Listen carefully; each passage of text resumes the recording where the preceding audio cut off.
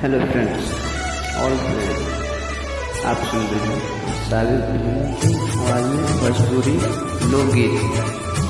अच्छा लगे तो प्लीज़ अच्छा कमेंट मारिए।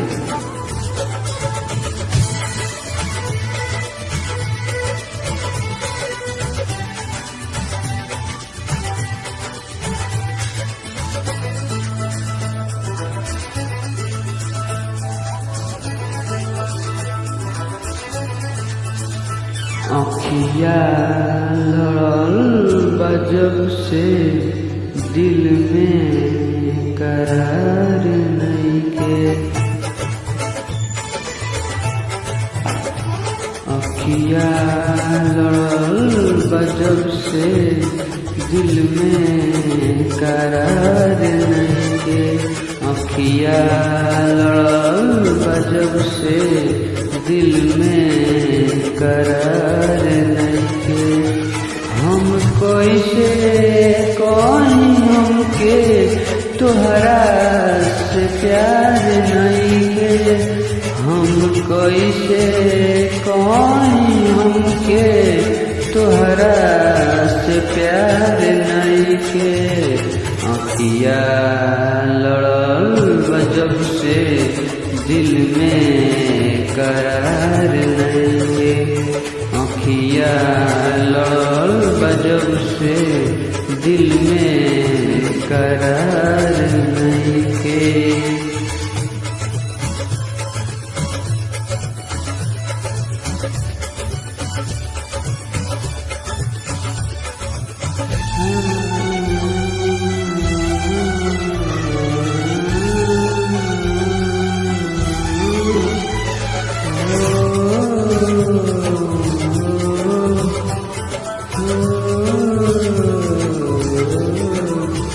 पहिले नहाल कबहू ऐसन रहे दिल में।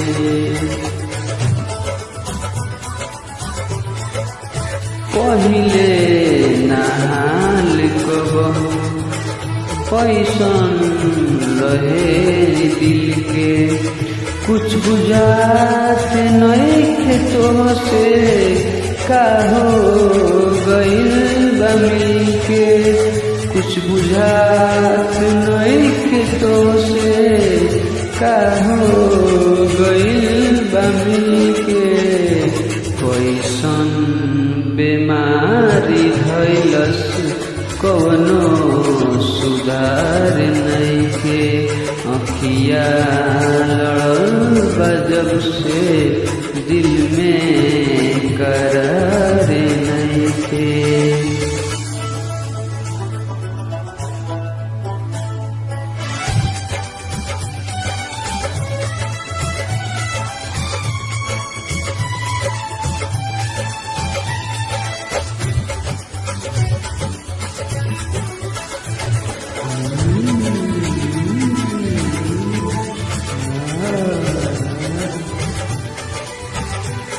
सोचत रहीले तोहके तोहरे नामे दिलवा। देखे सोचत तोहके तोहरे नामे दिलवा दके। जिंदगी जिए के मन बा बहिया तोहर पकड़ के। जिंदगी जिए के मन बा बहिया तोहर पकड़ के। तोहरा सिवाय जग में केहू हमारे नइखे। तोहरा सिवाय दिल में केहू हमारे नइखे।